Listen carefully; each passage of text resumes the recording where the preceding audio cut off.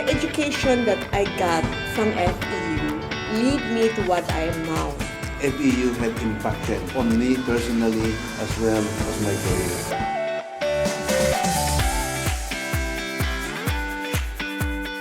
Again, thank you for having a conversation with us.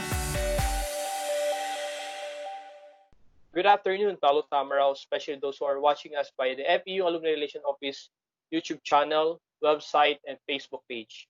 In our second episode of TAMCON, we are fortunate to have Dr. Rosalind L, who will share with us not just her story as one of the most successful businesswomen in the country, but also her triumph over the COVID-19 virus. Good afternoon, Dr. Rosalind L, and thank you for giving us this opportunity to have a conversation with you today. Nice to see you. Nice to see you, ma'am. To start, can you share with us, Dr. V, your COVID-19 experience? You want me to share what happened to me? Yeah, sure, ma'am. Okay. When my husband was asked to go back to Jakarta, he is at present the Philippine ambassador to Indonesia. So he was required by the Indonesian government to get the swab test. Okay. So I told him, I said, I'll go with you. Sabi ko, magpa-test din ako. Kahit na, because I was already suspecting because of the symptom that I have. But I did not tell him. So I didn't tell anybody. So the result came out, negative siya, positive ako. Okay. So immediately when I knew that, I quarantined myself. So what happened to me was, I have symptoms. I have body ache, sobrang masakit. The first time and the second time, the same. So 3 things that I have with me. I have thermometer, I have oximeter to measure the oxygen level, and I have a crucifix. Okay. You know, I pray so much, I pray a lot. I was so afraid, because I'm in the room. I'm not in the hospital, there's no doctor. So I prayed so much. I talked, I talked to Jesus Christ, I talked to God. Please don't let me die, I said. Because if you let me die, nobody will tell that you're good. Kinukulit ko siya eh. So every time I felt bad, I just go to sleep. Mhm. So my heartbeat was irregular, and my hypertension went up. So I have to take medicine, like my medicine is 24 hours. I have to take like 2 times, but half lang yung isa. So I was trying to, to medicate myself.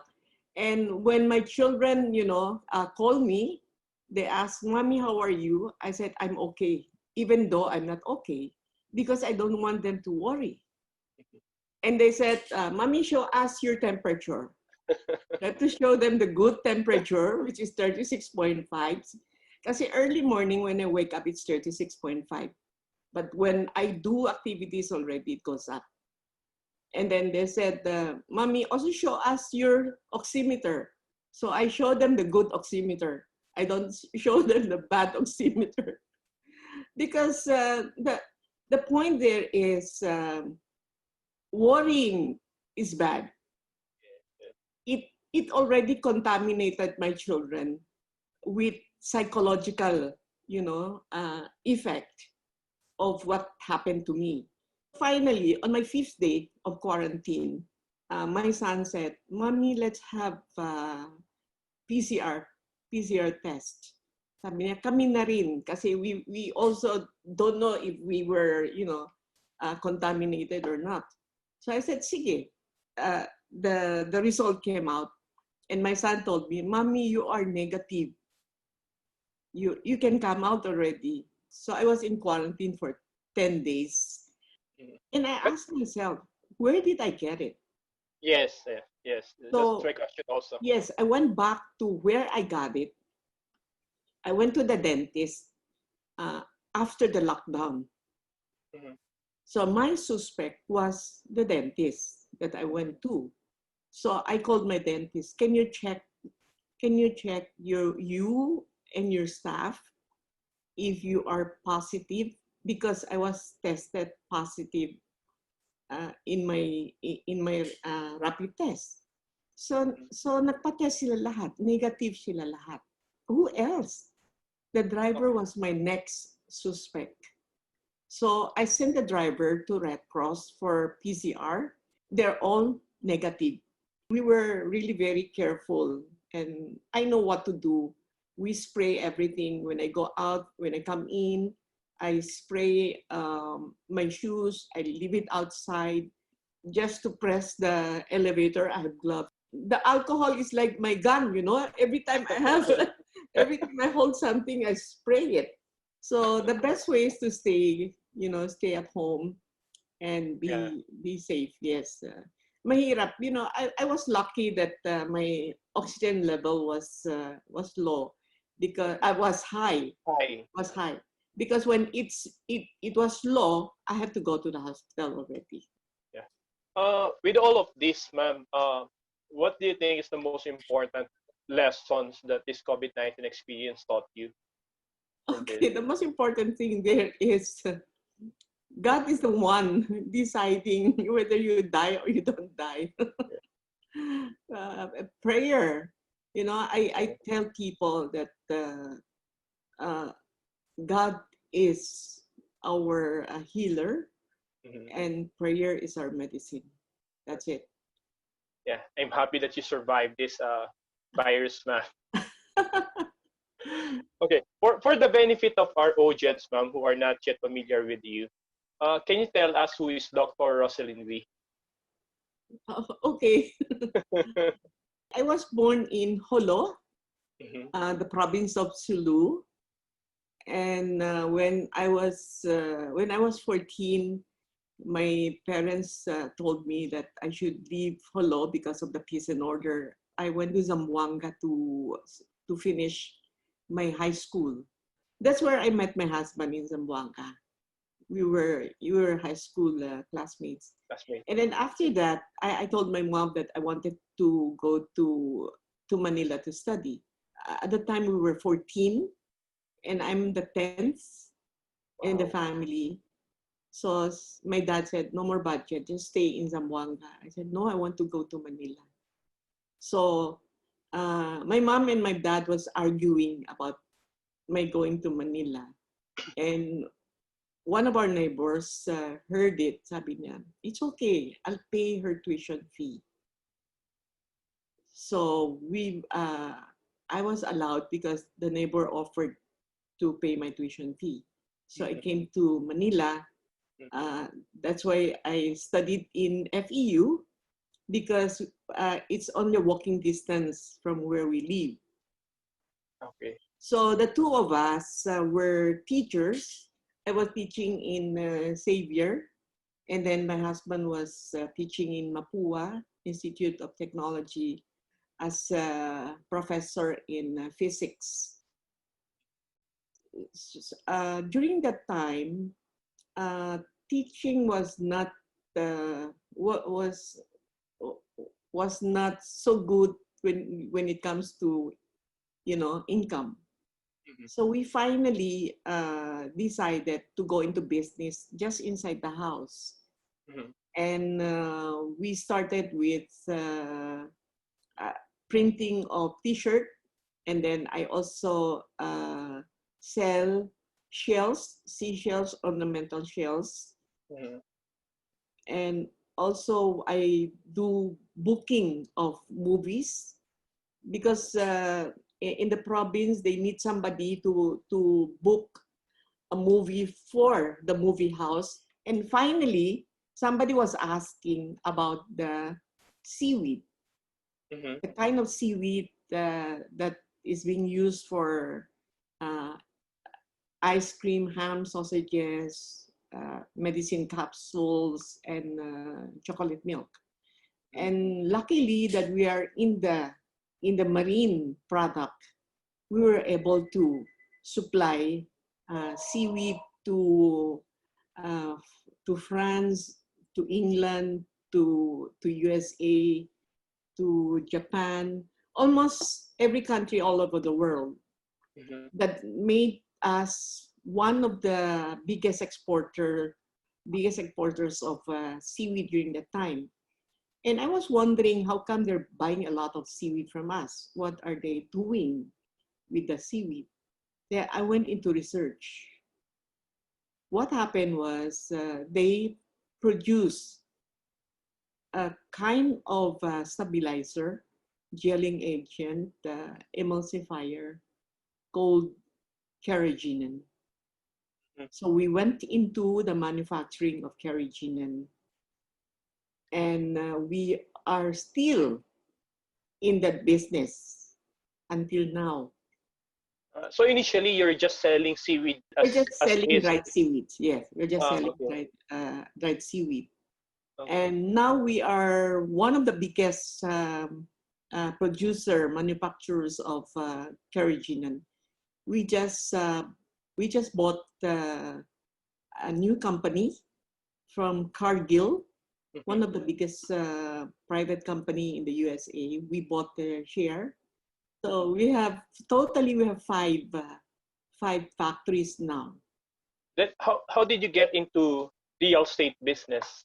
I was fortunate to buy properties during the EDSA revolution, when people were getting out of the Philippines. Kami naman, baliktad, we're coming home. The properties were very, very low. So that's the time to buy. We went into Bonifacio Global because during that time, there were no buildings yet. And we bought a lot of properties there. We also have joint ventures with other people. Right now, we have 6 buildings in Bonifacio Global, all with the W sign. Yeah. Which means we. And then we're coming up with another building. Yes, we have all the buildings. People are asking me, where did you get the money for all the buildings? They all came from seaweed. So what can you consider, ma'am, as the high and low points of your life and how you deal with it? You know, the most challenging thing of my life is my health. Okay, let me tell you that 30 years ago, I have a brain tumor surgery. I have a tumor on my optic nerve. And because of the surgery, I am 3/4 blind. I have only 1/4 vision. I'm totally blind on my right eye and then half blind on my left. Ooh. I thought it's just one eye. 1/4 lang. 1/4 lang. Hindi pa half, 1/4 lang. Yeah.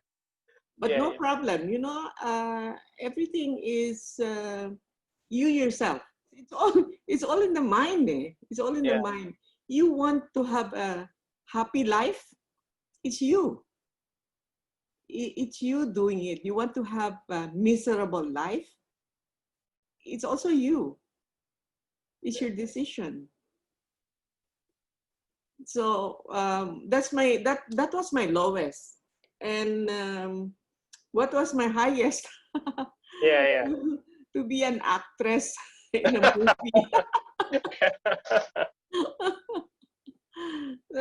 That was really, that was really an opportunity to try acting.